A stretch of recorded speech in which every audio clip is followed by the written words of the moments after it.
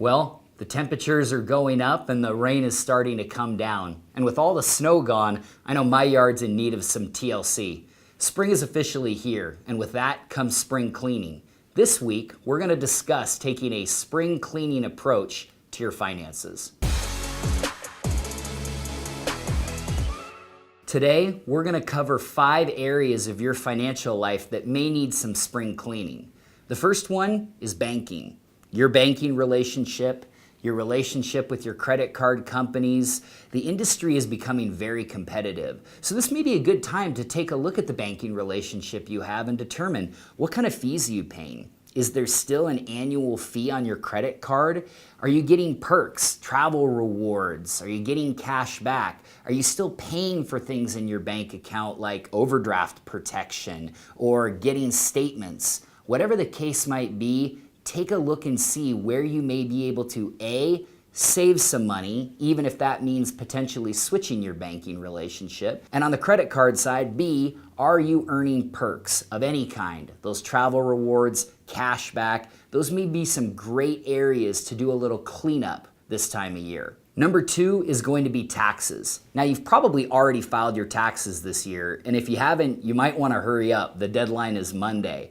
But when it comes to looking at your taxes, especially with the new tax code and new regulations, you might want to look to see, are you getting the deductions that you should, or do you even qualify for those? Things like dependent child credits, health insurance premiums that you might be paying, mortgage interest and real estate taxes, student loan interest. All of these and many more may be some of the items that you could deduct, but you're not going to know unless you really take a deep look. So whether that's using H&R Block or TurboTax or working with a CPA, which I highly recommend, to make sure that you're maximizing your deductions and there's no blind spots in that side of your plan is a really good thing to do on an annual basis just to make sure we're not missing anything. Number 3 is your budget. And to start off with, do you actually have a budget? When was the last time you really went through that budget to see what is my debt to income ratio? And does it kind of fall within the lines that you would want to have it be if you were going to go apply for a loan?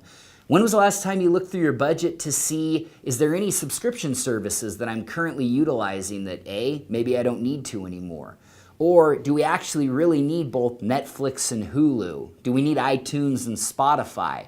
Usually those are little charges, but enough of those things can add up and really add to that budget. So combing through, not only to see if there's things we can eliminate, but things we can readdress. Did you sign up for that introductory offer with Comcast to get your internet and TV bundled at $50 a month, and all of a sudden a couple years later you see you're paying $130 or $140 a month? Is that something that could be readdressed and cleaned up? So budgeting is key, and this time of year it's really easy to look back over the last year to determine, am I doing everything I need to do to making sure my budget is in line with where we need it to be.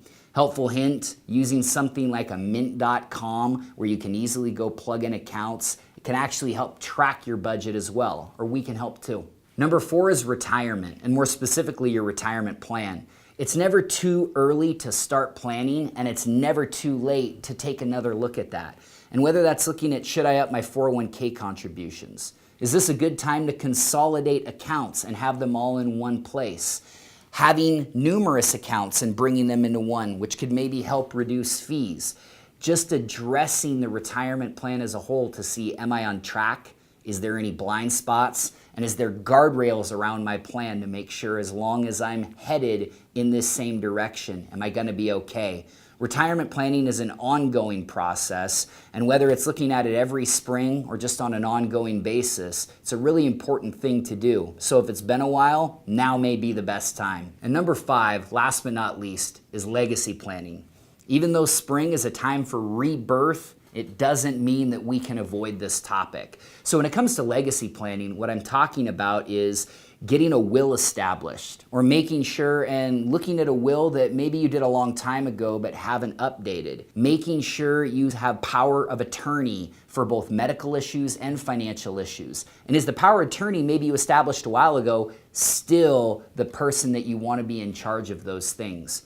It's looking at beneficiaries on whether it's accounts or where you want some of this legacy to go down the road. Are those accurate? Do we need to tweak something on that side as well? And then last but not least, I'd think about life insurance. And whether that means you're a younger person who maybe needs to establish life insurance, or you're a little further on and you need to address life insurance policies that may have become outdated, or really just looking to see if the coverage that you once needed is current and accurate for what you may need today. So just looking at the estate planning as a whole and addressing those items can be really helpful to do this time of year, just to make sure everything is in order, just in case something was to happen to you or one of your loved ones. And to wrap this up for the week, although I know that some of these spring cleaning items in your financial life may take a while to get accomplished, don't give up. Take them one step at a time, start with a small piece, and see them through. Because if you do that, not only is that going to give you more peace of mind around your financial plan, but it is going to give you more of a sense of control around your finances as a whole.